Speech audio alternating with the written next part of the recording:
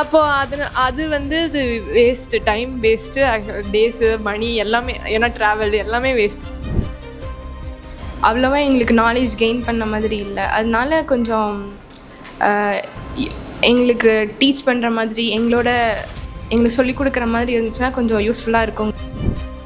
Girls mechanical ஃபீல்டில் வந்து என்ன பண்ணிட போகிறீங்க அப்படி ஒரு சொல்லும்போது நமக்கு ஒரு வந்து எப்படி இருந்துச்சுன்னா அவங்க ஒர்க் பார்க்குற மாதிரி இருந்துச்சு. எங்களுக்கு வந்து சின்ன சின்ன டைம் அப்படி தான் இருந்துச்சு. நீங்கள் என்ன பண்ணிட போகிறீங்க அப்படின்னு கண்டிப்பாக கேட்பாங்க. இல்லை அது பிடிக்கலன்னு தான் நாங்களே மெக்கானிக்கல் வந்துருக்கோம். அதுலேயும் வந்து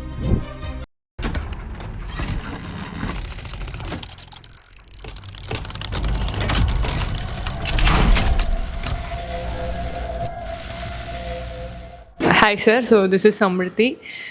Currently studying third year, BE Mechanical Engineering. So I'm coming from Tirupur.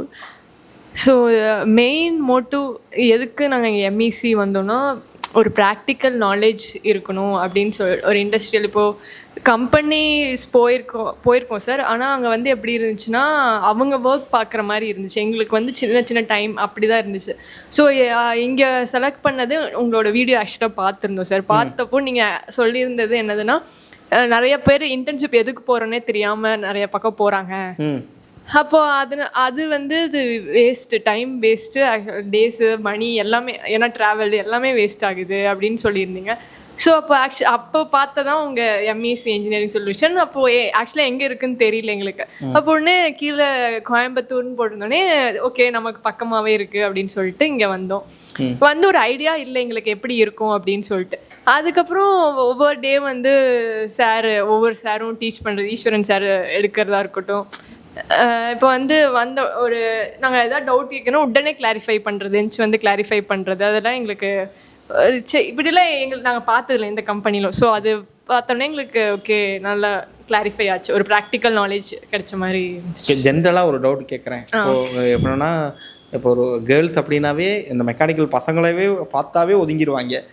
நீங்கள் வந்து ஏன் மெக்கானிக்கலே சூஸ் பண்ணீங்க? எப்படி ஏன் மெக்கானிக்ஸ் சார்?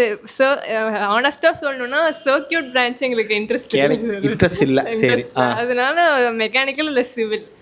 ஸோ சிவில் எனக்கு அவ்வளோக்கா இன்ட்ரெஸ்ட் இல்லை சார். ஸோ மெக்கானிக்கல் இந்த டிசைன் போடுறது ரொம்ப பிடிக்கும் சாலிட் ஒர்க்ஸில். ஸோ அப்படி எடுத்தால் தான். இது எப்படி நீங்கள் 12th முடிச்ச உடனே உங்களுக்கு தெரிஞ்சா டிசைன் போடுறது இதெல்லாம் இருக்கும் அப்படிங்கிறதெல்லாம்? அப்படி இல்லை சார்.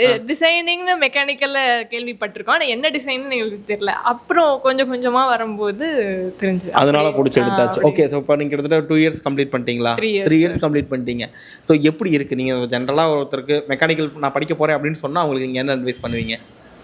இப்போ உங்களை மாதிரியே ஒரு கேர்ள் வந்து பார்த்தீங்கன்னா நான் மெக்கானிக்கல் தான் படிக்க போகிறேன் அப்படின்னு சொன்னால் அவங்களுக்கு நீங்கள் என்ன அட்வைஸ் பண்ணுவீங்க? அட்வைஸ்னு இல்லை, ஏதோ டிப்ஸ்னு வச்சுக்கோங்களேன்.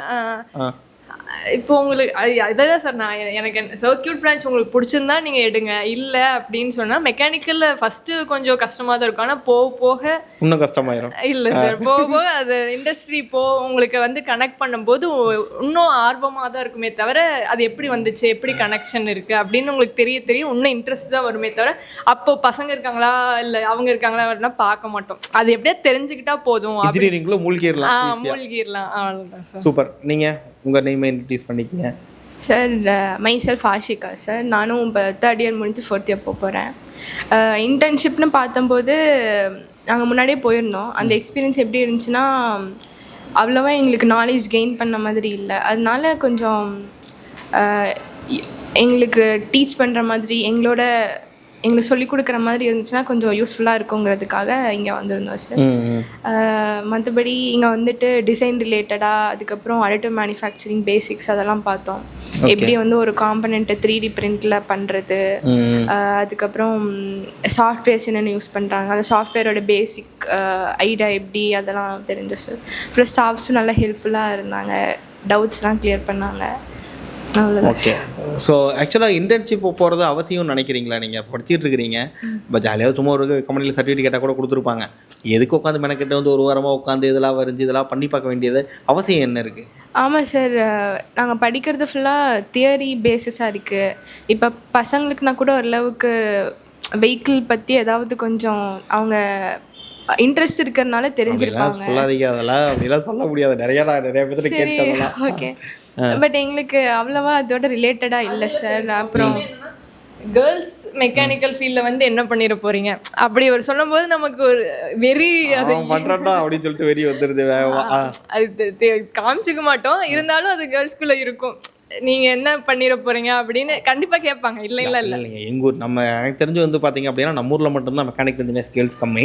மீது எல்லா கண்ட்ரீஸ்லையுமே வந்து பார்த்தீங்க அப்படின்னா மெக்கானிக்கல் இன்ஜினியர்ஸ் அதிகமாக கேர்ள்ஸ் தான் இருக்காங்க. இவங்க ஆயில் அண்ட் கேஸ் இண்டஸ்ட்ரிக்கில் கூட அங்கே ரிஃபைனரி ஆஃப் ஷோர் சைட்லேயும் நிறைய ஃபீமேல்ஸ் வந்து ஒர்க் பண்ணிட்டு இருக்காங்க. ஸோ என் கலீக்ஸ் என் ஃப்ரெண்ட்ஸ் எல்லாருமே சொல்லியிருக்காங்க. ஸோ நம்ம ஊரில் மட்டும்தான் அப்படி வச்சுருக்காங்க. மெக்கானிக்கல்னால் அது வந்து பசங்க படிக்கிற பிரான்ச், யார் போய் பொண்ணுங்க சேருவாங்களான்னு அப்படிங்கும்போது அது எது வரலையோ அத்தனை சார் பார்ப்போம்.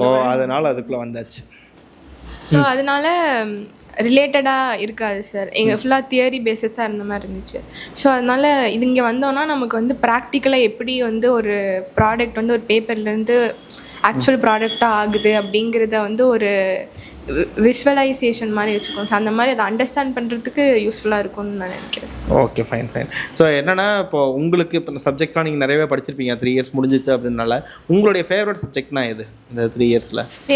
ஃபேவரட் சப்ஜெக்ட்ஸ்னால் வந்து டிசைன் போடுறது பிடிக்கும். டிசைன் போடுறது அது CAD லேபில் நீங்கள் பண்ணுறது சப்ஜெக்ட் வைஸ்னால் நியூமேட்டிக்ஸ், அதுக்கப்புறம் வெரி குட். இது heat transfer, heat and mass transfer, அது HMT. வேறு அவ்வளோ இதுதான் உங்களோட இன்ட்ரெஸ்டான சப்ஜெக்ட். நியூமேட்டிக்ஸ் அண்ட் ரோபோட்டிக்ஸ் ரிலேட்டடாக போகலாம். PLC. ஓகே, ஸோ இப்போ நீங்கள் அடுத்து இப்போ எந்த மாதிரியான ஃபீல்டுக்கு ஜாப் போகலான்னு இருக்கீங்க? அதான் சார், PLC ரிலேட்டடாக, PLC ஆட்டோமேஷன் PLC ரிலேட்டடாக போகலான்னு ட்ரை பண்ணுறேன். Okay, fine. நீங்கள் உங்களுக்கு பிடிச்ச ஃபேவரட் சப்ஜெக்ட்ஸ் என்ன? சார் ப்ராஜெக்ட் ஃபஸ்ட்டு பண்ணியிருக்கிறத வச்சு சப்ஜெக்டில் இன்ட்ரெஸ்ட் ஆச்சு. ஸோ நாங்கள் வந்து ஹைட்ராலிக்ஸ் அண்ட் நியூமேட்டிக்ஸ் ஒரு ப்ராஜெக்ட் பண்ணியிருந்தோம். ஸோ அது பண்ணால் கரெக்டாக சப்ஜெக்ட்லேயும் அந்த தியரி வந்துச்சு. ஸோ ரெண்டும் நாங்கள் கனெக்ட் பண்ணும்போது சரி அது அப்படியே ஒன்று நம்ம ரியாலிட்டியை பார்க்குறோம்ல சார், அப்போ லிங்க் பண்ண இதுவும் பிடிக்க ஆரம்பிச்சிருச்சு. அதுக்கப்புறம் design of machine elements mark வரலைன்னா கூட இப்போ உடனே எடுத்து அந்த டிசைன் டேட்டா புக் எடுத்து அந்த சம்மை சால்வ் பண்ணுறது, அது வந்து இல்லை நானும் அதில் அறிய வச்சு தான் கிளியர் பண்ணேன். பட் அதுதான் எனக்கு favourite subject, designs of measure elements. ஏன்னு தெரியல, நிறைய பேருக்கு அது ஃபேவரட் சப்ஜெக்டாக இருக்கும். ஆனால் எல்லாருமே அதில் கொஞ்சம் மார்க்லாம் பெருசாக எடுக்க மாட்டாங்க. ஆனால் பிடிக்கும் எல்லாருக்குமே. ரீசன் என்னென்னா எக்ஸாக்டாக ஒரு அவுட்கம் இது இப்படித்தாங்கிறத டிசைன் பண்ணுறதே நீங்கள் அதில் தான். வேறு நீங்கள் மாடல் பண்ணுறதெல்லாம் இங்கெல்லாம் சும்மா.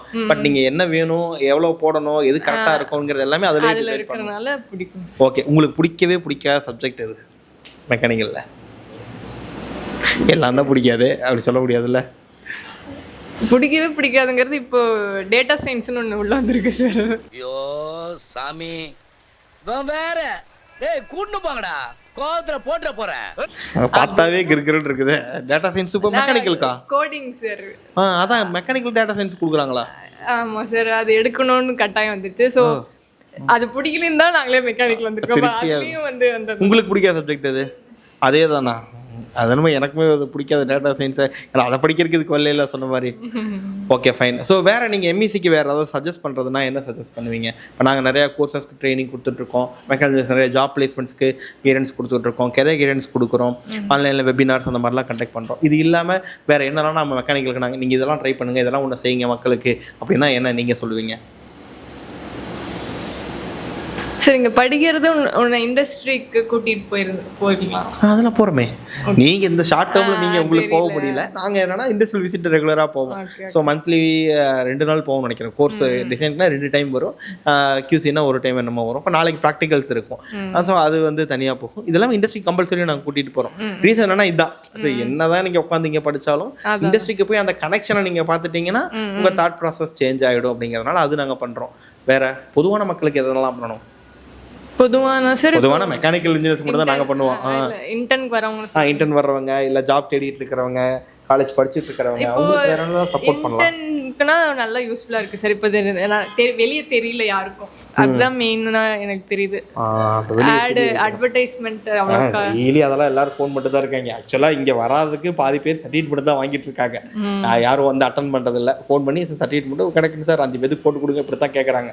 பட் கரெக்டாக யூட்டிலைஸ் பண்ணிக்கிட்டாங்கன்னா இது. நாங்கள் இப்போ என்ன பண்ணுறோம் அப்படின்னா, ஈவன் இப்போ உங்களை மாதிரி காலேஜ் ஒரு ப்ராஜெக்ட் பண்ணணும் சார், நாங்கள் அங்கே வந்து உட்காந்து பண்ணலாம்னா தாராளமாக வரணும் தான் சொல்லுவேன். ஸோ யார் வேணா வாங்க, இந்த ஃபெசிலிட்டி எங்கள்கிட்ட இதெல்லாம் இருக்குது, இதில் நிறைய இது கொஞ்சம் ஃப்ரீயாக தான் இருக்கும், இந்த ஃபெசிலிட்டி உங்களால் யூஸ் பண்ண முடியுமா, யூஸ் பண்ணிக்கிங்க, எனக்கு பிரச்சனையே கிடையாது அப்படிங்கிறத நாங்கள் சொல்லிட்டு இருக்கோம். ஸோ மெக்கானிக்கல் இன்ஜினியர்னா அந்த சப்போர்ட் நாங்கள் அதான் சார். இப்போ இன்டர்னுக்குனா இப்போ நம்ம காலேஜில் இப்போ உங்கள் கம்பெனி சொல்லாத விடுவாங்க. இப்போ அப்படிங்கும்போது இந்த கம்பெனி கேள்வியே பள்ளியே அப்படிங்கிற மாதிரி தொட்டி அப்படி சொல்கிறாங்க, அப்படி விட கம்பெனியா காலேஜுக்கெல்லாம் அப்படிங்கிறதுனால எங்களுக்கு எங்கனால கன்வின்ஸ் பண்ணுறது கொஞ்சம் ஈஸியாக இருக்கும். ரைட். அப்போ காலேஜஸ்க்குள்ள நாங்கள் ஒரு கம்பெனிங்கிறது வந்து தெரியும் அப்படின்னு தெரிஞ்சா இந்த ஒரு வருஷத்தில் எந்தெந்த காலேஜ் போக முடியுமோ எல்லா காலேஜுக்கும் திருப்பி காலேஜஸ் போகும். நிறைய காலேஜஸ் ஆல்ரெடி போயிட்டு இருக்கோம். எங்களுக்கு ஈஸியாக கன்வின்ஸ் பண்ணிடுவோம் சார். இல்லை இப்போ நான் இவர் டீன்ட்டு போயிருந்தேன் சார், இந்த மாதிரி எம்இசி இன்ஜினியரிங் சொல்யூஷன் கேட்டது. அவர் உடனே வந்து டைப் பண்ணுமா கம்ப்யூட்டரில் அப்படின்னு சொன்னார்.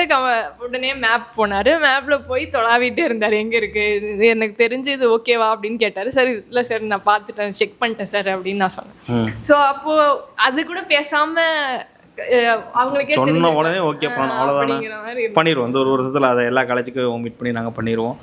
Okay, so thank you so much. So நீங்களும் வந்து பார்த்தீங்கன்னா நல்லா இன்ட்ரெஸ்ட்டாக இருந்தீங்க. நிறையா 3D பிரிண்டிங்கில் பார்த்தேன், நிறைய ரிவர்ஸ் இன்ஜினியரிங் பண்ணியிருந்தீங்க, அந்த ட்ராயிங் போட்டிருந்தீங்க. ஸோ அதெல்லாம் நல்லா யூட்டிலைஸ் பண்ணியிருக்கீங்க. பட் என்னன்னா இந்த இன்ட்ரெஸ்ட்டை வந்து விடக்கூடாது, அவ்வளோதான். மெக்கானிக்கல் இன்ஜினியர் பொறுத்த அளவுக்கு நீங்கள் இதை வந்து ஏர்னிங்ஸ்க்காக நீங்கள் இதை படிச்சிங்கன்னா அது வேஸ்ட்டு. ஏன்னா ஏர்னிங்ஸ்லாம் ஒரு ஸ்டேஜில் ஏர்னிங்ஸ்லாம் நீங்கள் மதிக்கவே மாட்டீங்க, அது பாட்டுக்கு வந்துகிட்டு தான் இருக்கும். பட் உங்கள் லேர்னிங் வந்து நிற்கவே கூடாது எப்போவுமே. சரி, அதுதான் மெக்கானிக்கல் இன்ஜினியரில். அப்படி இருக்கிறவங்க தான் எப்போவுமே அடுத்த லெவலுக்கு போவாங்க. ஏன்னா இந்த ஸ்டேஜில் வந்து பார்த்தீங்க அப்படின்னா நல்ல சேலரி வாங்கினதுக்கு அப்புறமாவும் ஈவன் ரிட்டையர் ஆனதுக்கு அப்புறமாவும் ஒர்க் பண்ணிகிட்டே இருக்கிற ஒரே டிபார்ட்மெண்ட் இவங்களாக தான் இருக்கும். ஒர்க் பண்ணிட்டு, ஏன்னா மைண்ட் அப்படி நிற்காது, கமெண்ட் இருக்காது. எதையாவது பண்ணணும், புதுசாக யோசிக்கணும், இல்லை யாருக்காவது கற்றுக் கொடுக்கணும், ஏதோ ஒரு வேலை. நீங்கள் ரிட்டையர் ஆனால் யார் வேணால் பாருங்களேன், மெக்கானிக்கல் இருடா சும்மா இருக்க மாட்டாங்க, ஏதோ ஒரு ஒர்க் பண்ணிகிட்டே தான் இருப்பாங்க. ஸோ அந்த மாதிரி ஒரு ஃபீல்டு. அதனால் உங்கள் லேர்னிங்க்கு என்றைக்குமே வந்து நீங்கள் ஸ்டாப் கொடுக்கவே கொடுக்காதீங்க, அதை நீங்கள் பண்ணிட்டே இருங்க. லேர்ன் பண்ண ஏர்னிங்ஸ் ஒரு ஸ்டேஜுக்கு அப்புறம் அதுவாக போய்கிட்டே இருக்கும், அதை நம்ம டச்சே பண்ண தேவையில்லை. சரியா? ஸோ ஆல் தி பெஸ்ட், நல்லா பண்ணுங்கள். இன்னும் எக்ஸாம்ஸ் வர்றதும் நல்லா கிளியர் பண்ணுங்கள். ப்ராக்டிக்கல் ஒரு இடம் இதே மாதிரியே படிங்க, அதுதான் மெயின் நான் சஜஷன் சொல்லுவேன். ஏன்னா நீங்கள் சொன்ன மாதிரி என்ன தியரிட்டிக்கலாக படித்தாலும் இண்டஸ்ட்ரிக்குள்ளே அது எங்கே லிங்க் ஆகுதுன்னு அது ஒரே ஒரு விஷயத்தை மட்டும் நீங்கள் பார்த்துட்டீங்கன்னா போதும், அந்த விஷயம் நீங்கள் திருப்பி படிக்கவே தேவையில்லை, உங்களுக்கே தெரிஞ்சிடும், அந்த லாஜிக்ஸ் புரிய ஆரம்பிச்சிடும். So better luck, then all the best. Thank you.